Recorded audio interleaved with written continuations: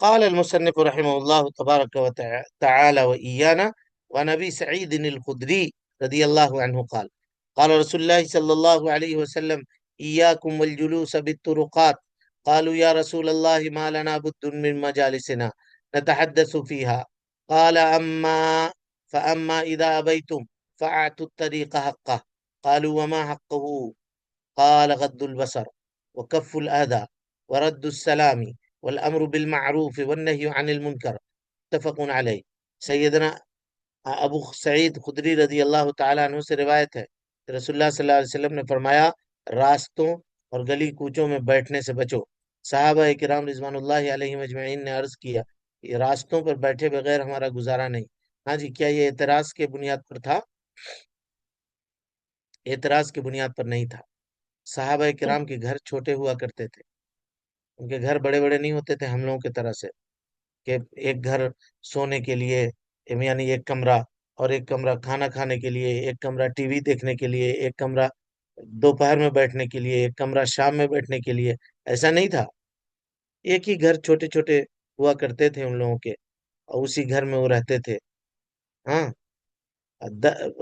10 by 12 کا حجرہ تھا اللہ کے نبی صلی اللہ علیہ وسلم کا، پورا حجرہ اسی میں، جو بستر تھا اسی میں آپ نماز پڑھتے تھے۔ آپ سب کو معلوم ہے، جب سجدے میں جاتے تو ام المومنین کے پاؤں میں آپ کا چوکا لگاتے، وہ پاؤں سمیٹ لیتی تھی، آپ سجدہ کرتے تھے۔ پھر جب آپ اٹھنا چاہتے پھر لگاتے، پھر پاؤں وہ سیدھا کر لیتی تھی، آپ اپنا نماز پڑھتے تھے۔ اتنا ہی بڑا گھر تھا۔ اب جب دوستوں کے ساتھ بیٹھنا ہے، بات چیت کرنا ہے، کوئی معاملہ ہے، کوئی مشورہ ہے، تو کہاں بیٹھیں گے؟ وہیں پہ بیٹھتے تھے، راستوں کے کنارے، جہاں لوگ جا کر کے بیٹھا کرتے تھے۔ اس کے علاوہ کوئی معاملہ نہیں تھا، اسی لیے ان لوگوں نے کہا، اعتراض کے لیے نہیں کہا کہ نہیں ہم بیٹھوے کریں گے، آپ کیسے منع کر سکتے ہیں، ایسا نہیں کہا۔ صحابہ کرام رضوان اللہ علیہ مجمعین ایسا کہنے والے نہیں تھے۔ اللہ کے نبی کا حکم آ جاتا سر تسلیم خم کر دیتے، کبھی ایسا نہیں۔ لیکن انہوں نے اپنی مجبوری بتائی، اللہ کے نبی ہمارے ساتھ یہ مجبوری ہے، وہ بیٹھنے کی جگہ نہیں ہے، بات چیت کریں گے کسی سے، آدمی کچھ بھی تو بات چیت کرتا ہے نا، دوست یار سے کوئی بات کہنی ہوئی، کوئی کاروباری بیٹھ کے بات چیت کرتے ہیں، میٹنگ کرتے ہیں، کہاں بیٹھیں گے؟ مسجد میں بیٹھ نہیں سکتے، یہ سب باتیں۔ آج تو لوگ مسجد میں بیٹھ کر کے سارا کچھ، فیس بک ہوا، واٹس ایپ ہوا، کوئی فلم بھی دیکھ لیتا ہے، کوئی ریل بھی دیکھ لیتا ہے، کوئی کچھ دیکھ لیتا ہے۔ دل سے اللہ کا خوف نکل گیا، وہاں ایسا نہیں تھا۔ سلف صالحین کہا کرتے تھے کہ ہم لوگ یہ کوشش کرتے تھے کہ زیادہ سے زیادہ رمضان میں اپنے آپ کو مسجد میں روک کے رکھیں۔ کہا کیوں؟ کہا ایسا کرتے تھے، کہا جب تک مسجد میں رہیں گے گناہوں سے بچ کر کے رہیں گے، وہاں گناہ نہیں کریں گے۔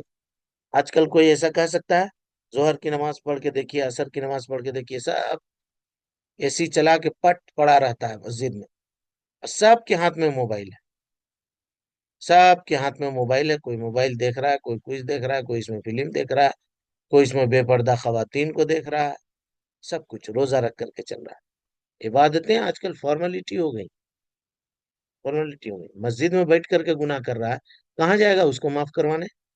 لوگ پوری دنیا میں گناہ کر کے آتے ہیں مسجد میں معاف کروانے کے لیے، مسجدیں میں بیٹھ کے کر دے رہا ہے گناہ، کہاں معاف کروائے گا؟ اعوذ باللہ من الشیطان الرجیم۔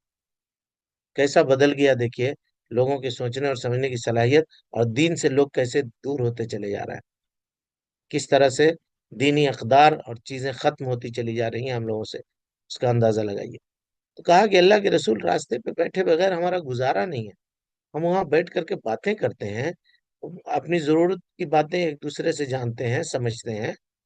تو کہا کہ آپ صلی اللہ علیہ وسلم نے اگر تم نہیں مانتے ہو، یعنی تمہارے لیے ضروری ہے، تو راستے کا حق ادا کرو۔ کہا کیا حق ہے اللہ کے نبی صلی اللہ علیہ وسلم؟ کہا غض البصر، نگاہیں نیچی رکھو۔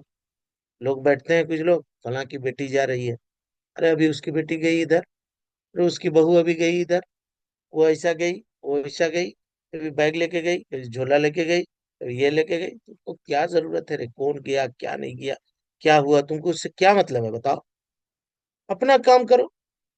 اسی کا غض البصر، نگاہیں نیچی رکھو بیٹھے ہوئے ہو تو۔ بسا اوقات لوگ بیٹھے ہوئے ہیں، کوئی خاتون ادھر سے گزرنا چاہ رہی ہے، جھجک محسوس کر رہی ہے، اتنے مرد وہاں پہ بیٹھے ہوئے ہیں، ہم کیسا جائیں گے؟ اب اس کو ضرورت ہے، کوئی سامان خریدنا ہے، بازار سے سامان لینا ہے، گھر میں نمک گھٹ گیا، دکان جانا ہے، نمک لے کر کے آنا ہے تاکہ وہ کھانا بنائے، کوئی نہیں ہے گھر میں جس سے وہ منگائے، جا رہی ہے اپنی ضرورت کے لیے، آپ ٹھاٹ لگا کر کے بیٹھے ہوئے ہیں یہاں سے لے کے وہاں تک. اب اس کو شرم آ رہا ہے کہ اتنے مرد کے سامنے سے ہم گزرے. یہ ساری چیزیں آج کل یہ ہے معاملہ.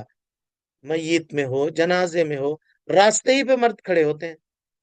ایون مسجد میں نماز پڑھ کے دیکھیے روڈ پہ کھڑے ہوتے ہیں. سخت ڈانٹتا ہوں میں اگر کوئی نظر آ گیا ویسا تو. یا تو تم اندر بیٹھو یا نہیں تو جاؤ گھر. یہاں باہر کیوں کھڑے ہوئے ہو؟ اب نکلنے والے جانے والے جائیں گے اپنا، تم یہاں کیوں کھڑے ہو کر کے ان کو ڈسٹرب کر رہے ہو؟ وہی کہا غض البصر، نگاہیں نیچی رکھو. کف الاذی، تکلیف دہ چیز کو دور کرو. کسی کو ٹونٹ کر دیا، اے کہاں جا رہا ہے، اے کدھر جا رہا ہے، اے فلاں ہے، اے ابھی کاہے کو نکلا، اے تم سے پوچھ کے نکلیں گے کاہے کو نکلا؟ تم ہمارے اوپر داروغہ بنے ہوئے ہو، تم کو حاکم مقرر کیا گیا ہے. تم یہاں بیٹھ کر کے پوچھتے رہو گے ہم کہاں جا رہے ہیں، کیا کر رہے ہیں، کیا نہیں کر رہے ہیں. اپنا کام سے کام رکھو. سب یاکی نہیں، تم کیا مطلب ہے تم کو؟ لیکن وہ لگا ہوا ہے بس اسی چیز میں. سی سی ٹی وی بنا ہوا ہے پورے محلے کا، کون کہاں جا رہا کہاں نہیں جا رہا، تاکہ وہ پھر اس کی غیبت بتیا ہے. ارے فلاں کے لڑکے کو دیکھتے ہیں ہمیشہ سڑک پہ ہی رہتا ہے. تو تم کیا کر رہے ہو؟ وہ اگر سڑک پہ رہتا ہے تو تم کہاں بیٹھے ہوئے ہو؟ تم کیوں نہیں دیکھتے ہو؟ اعوذ باللہ من الشیطان الرجیم. ورد السلام، سلام کرے تو اس کا جواب دے. امر بالمعروف کرے، نہی عن المنکر کرے، بھلائی کا حکم دے، برائی سے روکے. یہ سب کام اس کو وہاں بیٹھنا چاہیے. یہ راستے کا حق ہے. لیکن یہ سب کو کوئی ادا نہیں کرتا. خالی ٹوہ لگاتے ہیں لوگ. کون کہاں جا رہا ہے، کون کیسا کر رہا ہے، کس کی کیا معاملہ ہے، یہی سب اس کے چکر میں پڑے رہتے ہیں. تو اگر راستے میں بیٹھنا ضروری ہو تو اس کا جو ہے حق ادا کرنا پڑے گا. کیا حق ہے اس کا؟ تو کہا راہ گیروں کو، اور خاص طور پہ اگر خواتین ہیں وہاں سے گزر رہے ہیں تو ان کے اوپر نگاہ نہ ڈالے.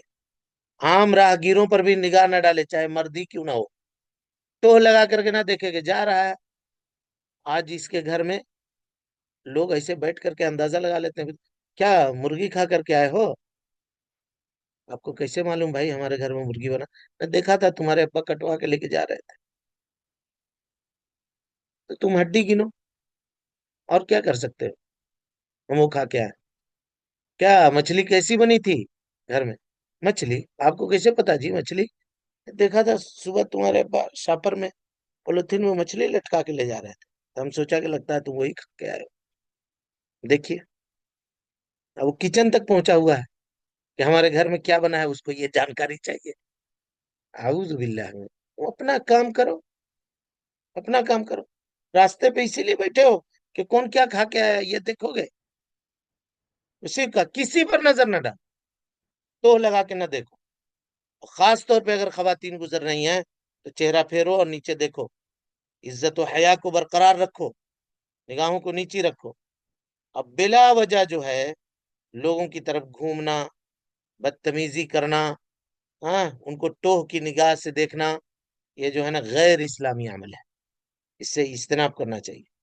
کف الاذی، تکلیف نہیں دینا چاہیے. یعنی لوگوں کو گزرنے میں رکاوٹ بنے ہوئے ہیں. آپ بیٹھے ہوئے ہیں ایسی جگہ کہ کوئی خاتون وہاں سے گزرنے میں جھجک محسوس کر رہی ہے. کیسے جائیں؟ وہاں اتنے سارے مرد لوگ بیٹھے ہوئے ہیں، کیسے ہم جا سکتے ہیں؟ بہت خاتون جو محتشم ہوتی ہیں بسا اوقات وہ کبھی گوارا نہیں کرتی ہیں کہ ہم وہاں سامنے سے گزریں.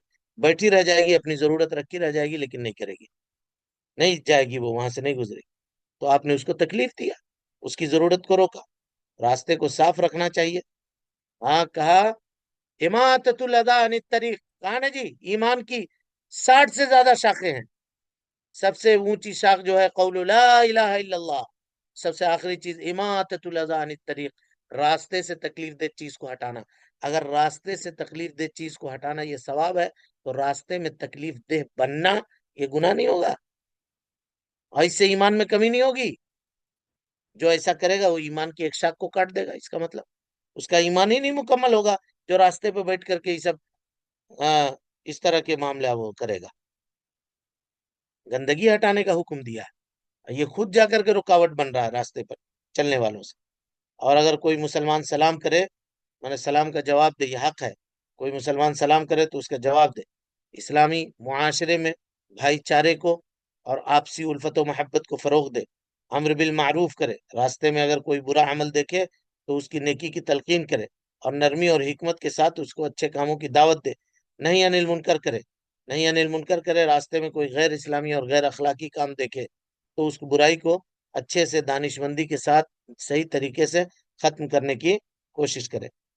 اور اس سے یہ پتا چلا کہ اگر ضرورت نہیں ہو تو ہمیں راستے میں نہیں بیٹھنا چاہیے، خاص طور پر ایسی جگہوں پر جہاں لوگوں کو کا گزر ہوتا رہتا ہے اور ان کو تکلیف ہوتی رہتی ہے، اور اگر بیٹھنا ضروری ہے تو اسلامی آداب ہیں، ان آداب کو یہ کرنا چاہیے۔ اور کوئی اگر برائی اگر دیکھے آدمی، برائی کے ٹوہ میں نہ پڑے رہے، دیکھے اگر نگاہ پڑ گئی تو ٹھیک ہے، اس کو بھلائی کے ساتھ اس کی دعوت دے، اچھائی کے ساتھ اس کی دعوت دے۔ یہ کیا ہو گیا جی؟ حدیث کی شرح پسند نہیں آئی کیا؟ آپ لوگوں نے یہ نشان لگا دیا۔ نہیں معذرت استاد، میرے ہاتھ سے ہو گیا شاید، معذرت۔ اسلامی معاشرے میں معاشرتی زندگی کے لیے یہ بہترین اصول ہیں جو اللہ کے نبی صلی اللہ علیہ وسلم نے اس حدیث کے اندر بیان کیے ہیں، اس کو چاہیے کہ لوگ اپنی عملی زندگی کے اندر نافذ کریں۔ اللہ تعالیٰ سے دعا ہے کہ وہ ہم سب کو حسن عمل کی توفیق دے اور ہم سب کے اعمال کی اصلاح فرمائے۔ وصلی اللہ علی نبینا محمد وعلی آلہ وصحبہ وسلم تسلیما کثیرا مزیدا الی یوم الدین۔ والسلام علیکم ورحمۃ اللہ وبرکاتہ۔